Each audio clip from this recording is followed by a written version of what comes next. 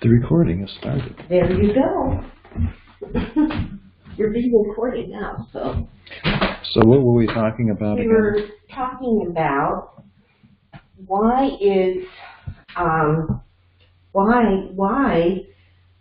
the supposed wisdom of the day that everything has to be written in short sentences? You know?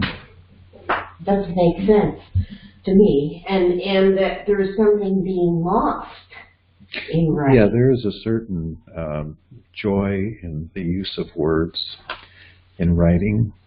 I was reading an article from a self-proclaimed writing mentor, and his first suggestion was to use shorter sentences and to avoid detailed descriptions of your characters. Now, my thought on the description of a character, it's pretty important. You want to know what that man or woman or child looks like. If they have a turned up nose or a hook nose or bags under their eyes or long flowing beautiful hair, all of those things add, I think, to the character and to the story. And to the understanding of the character. Right. You're not going to find a character, say a homeless lady who, has a beautifully coiffed hair. It's not going to happen. And we can probably cut that part because it makes no sense. But anyway. I'm not cutting anything. Okay. Go. And then, the descriptions carry a lot of weight, and especially with certain words you might use. Mary Ellen and I were talking about something as simple as the word pink. Now, pink has meanings to everybody, their own personal meanings. We use the example of she got into bed and pulled the blanket up under her chin. Now, if you add just one word, she got into bed and pulled the pink blanket up under her chin, it gives the sentence and the feeling of the scene a whole different meaning, or feeling rather. Not only does it give more definition to the girl who's pulling the blanket up. She likes pink, I suppose, but also to you, the reader. Everything, in your life that revolves around the color pink is brought into play and makes you more of a participant. Sometimes reactionary, but still a participant. And so maybe he's thinking that by adding these descriptive words, then the reader brings their own interpretation to the writing, and he's thinking you don't want that. But I disagree.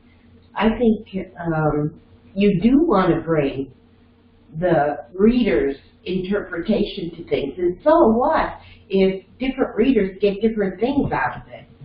Well, every reader is going to bring their own experiences, and whatever happens in the novel or the movie or the poem is going to bounce off them, and they're going to react a certain way. I was thinking of the writer Fielding. He wrote, in the 18th century, and his descriptions of people were so dynamic that you could almost see that person. And to me, we're kind of a strange society. We go to a movie, we don't think twice about what the character is supposed to look like, because the character is right in your face. You can see every pore in their skin and color of their hair, and if they have crazy wild eyebrows or whatever. But when you read it, when you read a description of that person, you can put so much more of yourself into it. Maybe that description mentions, the character's nostrils flared when he was angry, and all of a sudden that reminds you of, Uncle Bill, who, when he got angry, his nostrils flared, and of course Uncle Bill has an entirely his own catalog and lexicon of actions and reactions to you and you to him, and it touches you emotionally. Mm-hmm. Short sentences don't. And actually, I think the short sentence should be there to indicate movement. Mm-hmm. Like things are happening fast. That's why the sentences are short. Well, maybe, fast, perhaps. I often use two-word sentences. Mm-hmm. One is, after the long trek, Esmeralda and Jim entered the cabin, period. They sat, period. Mm-hmm. Mm-hmm. You get it. They don't have to sit down, longingly or whatever. There are places for short sentences, of course. Right. And you don't want a sentence that's so long and convoluted that the poor reader is, by the time they get to the end of the sentence, they're going, "What the hell was that about?" And then they have to reread it. And if you do that, you're not doing justice to your writing or to the poor reader who has to put up with it. Right. But So what's our conclusion here?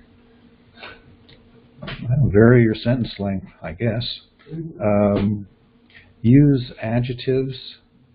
They're very emotion evoking, or even if they don't evoke an emotion, they're going to evoke maybe a thought in that reader that, I don't know, draws them into the story again, deeper,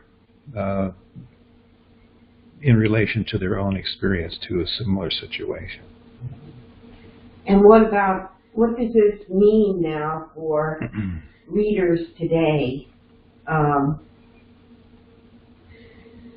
What am I saying? I'm saying that maybe this wisdom of making everything a short sentence just doesn't make sense. No, because we don't think that way. Okay, driving, yes, we think stop, because we have to stop the car. But that's only in one situation. While you're driving along, looking out the window at all the beautiful scenery you're passing, I think you think in long, panoramic thoughts. I don't know if that's even a word or an idea, but you take in everything. You just don't take in the last little bit, So like, I was thinking, I think it was an insect on the windshield of your car. It's the windshield, not the insect, that is moving along with you. So, but okay, can we end this? Yeah. Thank you. Say goodbye. Good night, Gracie. This is for all the geezers. Come on. I know it's up here. There it is.